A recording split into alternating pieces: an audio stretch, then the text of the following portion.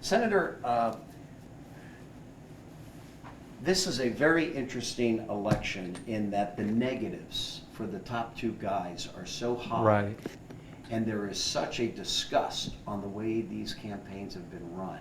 Right. What messages do you think come from this election? Yeah, I'm sure, Andy, both candidates are good people. They want to win. They're doing what they think they need to do to win. But you're exactly right. We need to talk about what's important for Virginia and have a positive message. And, when we go around and listen to people, at least when I do, the things that are still on people's minds are the economy and jobs, especially here in Hampton Roads with sequestration happening and then the government shutdown. People just care about, getting to work, paying for their mortgages, supporting their children, educating their families, etc. So, that's what we've been focused on. Obviously, my background is in healthcare. A lot of things are going on in healthcare right now that I can contribute to. And then, finally, education. We really need to make sure that all of our children in Virginia have access to world-class education. So those are the things that are important to Virginia that we really need to be talking about. Is Mr. Jackson, your opponent, a dangerous candidate in your eyes? Well, I don't know Mr. Jackson that well. I've had 2 debates with him, and all I can tell you is that just from what I've read, from some statements that he made in his book, some statements that he's made on the campaign trail that are just very divisive and offensive. And the person that is lieutenant governor that will be in January needs to preside over the Senate, needs to work with both sides of the aisle, and needs to do what's in the best interest of Virginia. And so that's the reputation that I bring to the table. What has he said that you think is divisive? Well, first of all, he's called Democrats anti-God, anti-life, anti-family. There are 20 Democrats sitting on the floor of the Senate. So, if someone wants to come in there and work with both sides of the aisle, that's not a good way to get started.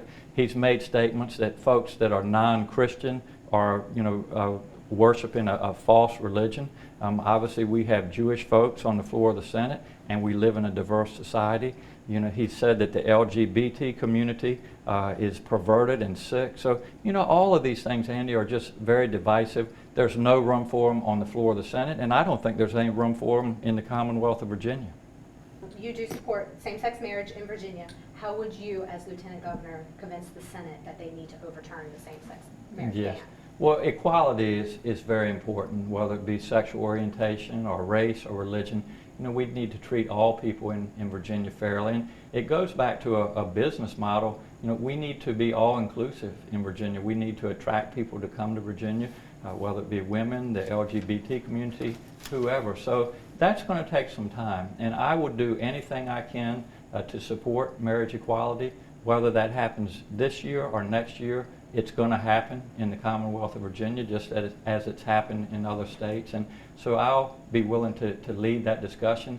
If anybody wants to talk about why it's so important, I think I have a unique perspective as a pediatric neurologist, as a physician, as a caregiver, someone who has a lot of friends in the LGBT community, someone who works with a lot of those people. So I have a perspective that I can help sit down and hopefully educate people and make them realize why it's so important.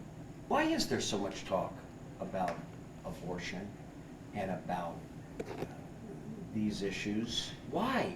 Well, Andy, I think it's an issue that people just feel strongly about one way or the other, but I think what we all need to do is agree that the less abortions that occur, the better. No woman that I've ever met anyway wakes up in the morning and says, I think it's a good day to have abortion. So if we can agree that we want less of them, the way to do that is through education and access to health care. It's not by this type of legislation that we saw 2 years ago with the ultrasound mandate, then the trap regulations, and then the personhood bill, which, by the way, would criminalize most forms of contraception used in Virginia, and it would also criminalize in vitro fertilization, which put Eastern Virginia Medical School on the map. Do you think that there has been a shift away from this right-wing type philosophy towards these issues, that the Democrats have established themselves as the common sense party? Well, I think we've established ourselves as the common sense party, but I think they still have a lesson to be learned, and that's why I think this election is so important on November the 5th. People from all over the country are watching this, Andy, to see if Virginia is going to move forward or if they're going to go backwards to the pre-Roe versus Wade days. That is not where we need to go. And you know, I tell my Republican friends, you need to stay away from these social issues. We need to concentrate on things like transportation, education, health care, protecting our environment. That's what's important to Virginians, not these social issues. Yeah, and what are the lessons that the nation gets from this? List them. What are the lessons? I mean, I have a couple in mind, but what for you? Well, the first thing is... What are the lessons we're going to learn from this election? I think the biggest lesson, and having seen and witnessed what I have for the last 2 years with this social agenda, is that, you know, a lot of us are moderate type people. We want less government. We want less regulations. We want fiscal responsibility. But on those social issues, again, legislators, i.e. the government, shouldn't be telling women what they should and shouldn't be doing with their bodies. It's just wrong. And they shouldn't be discriminating against the LGBT community. So I think what's going to happen is that you're going to see a Democratic sweep on November the 5th, and they will say, you know, maybe we better wake up and concentrate on what's important to driving Virginia forward. You know, a strong economy, those types of things, bringing, you know, new manufacturer to Virginia, bringing new businesses to Virginia. That's what we need to start focusing on. You've been kind of lucky because your opponent isn't. I've never even seen a Jackson commercial. They may be out there, but I haven't seen them. Right. You're kind of lucky because you're running against a guy who's not putting any commercials on there. So you've been able to run a very positive campaign. Do you fault McAuliffe for the campaign he's run? Well, again, Andy, you know, I mean, it's been negative and nasty, and a lot of people don't like Mr. McAuliffe, and they're going to the polls, and we're hearing this, they're going to hold their nose when they cast a vote. Well, I think Terry's going to be a very good governor, and I'm certainly supportive of him. And you know, I think the goal of both candidates is to, you know, put their message out, contrast what they're doing with their opponent, and unfortunately, sometimes that's perceived as being negative. Okay. You're an Army veteran. I am. Know that about you. And you also represent Naval Station Norfolk here in Hampton Roads. You mentioned wanting to have government support our veterans and our military. Can you talk a little bit about what you would do as Lieutenant Governor in helping our veterans? Yeah, that's a great question, Rachel. And I served 8 years in the United States Army. I took care of wounded soldiers during Desert Storm, and I have a special place in my heart for our veterans. So there are a couple things.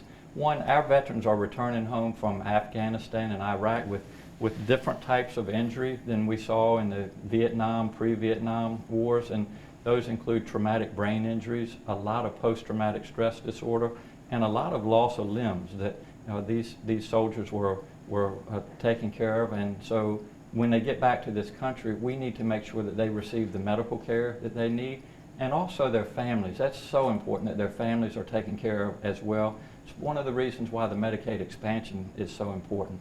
The other thing, though, that we need to do is to make sure that we're educating our veterans as they come home, and Jim Webb should be credited for his GI Bill, but we need to make sure that they're prepared to enter the workforce in the civilian, you know, workforce in society. And so those two things, their medical care and the workforce. And, you know, to their credit, a lot of companies here in the Commonwealth are incentivizing veterans to come work with them, and we're certainly going to continue to be supportive of that. I don't want to put the cart before the horse on this thing, but I had talked to you earlier that a lot of people think that there's an opportunity for you to be the high vote getter on the ballot, and which is a very tough thing for the number 2 to do, you know, Right. over the number 1. Have you thought, certainly with victory at hand for you, and you probably don't want to admit that, but it is, have you been thinking 4 years down the road where this goes? I mean, certainly you've been talked. I know for a fact that people have talked to you about running for governor in 4 years. Right. Isn't that the natural progression? Well, it certainly can be. And what I want to do, Andy, is do a great job as Lieutenant Governor, presiding over the Senate. And then when we're not in session, I have a couple projects that I want to work on, but one is transportation. You know, we now have transportation revenue. We need to make sure that we're spending it wisely throughout the Commonwealth. The second area is education, and I have always been an advocate for pre-K education. My wife is a school teacher. I'm an assistant professor at Eastern Virginia Medical School. We need to make sure that all children have access to pre-K. There is such a tremendous learning potential before children ever reach kindergarten. So those are some issues. I also, as you know, have worked very hard to clean up the Chesapeake Bay, and I will continue my efforts to do that as Lieutenant Governor. And, you know, so if I do a good job as Lieutenant Governor and have the opportunity to run for governor and that door is open, then we'll certainly look at that in a couple of years. Talking about transportation, a lot of people are very upset with the way that the public-private partnership Absolutely. has unfolded. Absolutely. Are you? I am very upset. And you know, it's 2 years ago, Andy, I put in legislation that would give legislators oversight of the private-public partnership. And I was laughed out of the committee meeting. But I saw it coming, and now we see that, you know, what has happened. These tolls on the downtown and midtown tunnel are going to literally cripple Portsmouth. And Is that a legislative effort for you when you're Oh, elected? absolutely. It sure is. Like, And- what will you do in January to do exactly that, to bring that bill back? Well, talk to if I'm Lieutenant Governor, obviously I can't introduce legislation, but I will talk to my fellow legislators, and I think some right here in Hampton Roads who are very displeased about what happened with the downtown and midtown tunnels, and we'll move forward with some legislation that will hopefully keep that from happening again. And how would it be? How would it be worded? Just Well, basically, it would be worded in that legislators who we're elected to represent people would have oversight of these decisions that are being made. that ultimately the rate of return, which is what the state Supreme Court is dealing with right now, Right. and we're going to get a decision in November about That's this, right. is that you cannot have unelected people determining the rate of return on That's taxpayers when they're implementing tolls, which many think is a tax. That's exactly right. And again, I think we can do that through legislation. And you know, what's happening with the tunnel situation now is a bit tricky, tenuous. I mean, we're going to see what the court decision is, and then we're going to need to make decisions after that. But we're going to at least look at legislation that will keep that from happening in the future. We had another school shooting recently where a We teacher did. was killed. Want to talk a little bit about the loopholes in Virginia. You know, Sure. Virginia's been criticized a lot for having some of the worst loopholes when it comes to gun laws in Sure. the country. Can you talk a little bit about your stance on gun control? Yeah, and thank you for the question. And as most people know, I grew up on the Eastern Shore of Virginia, hunting and fishing. I believe in the Second Amendment. I believe in people's rights to own guns. But we have a problem, a serious problem in our country, in our society, with gun violence. As I said earlier, I served in Desert Storm. I know what these military-style assault weapons do to humans. I've been at the bedside over at the Children's Hospital with children and their parents who have been victims of gun violence. So we as a society, I think, have to agree that we have an issue with gun violence and then decide what are we going to do about it. And certainly a couple steps that I think we can take. One are our universal background checks. That's something that would not be difficult to enforce here in the Commonwealth of Virginia. We need to keep guns out of the hands of criminals and out of those that are at risk because of mental illness. And the other thing that we need, quite frankly, we need much better access to mental illness care or mental health care in Virginia. It is seriously lacking, and so that needs to be a priority. Healthcare, you know, you're a physician. Your website said you're Right. the only physician in the Senate I in am. Virginia, which is, you know, pretty high take.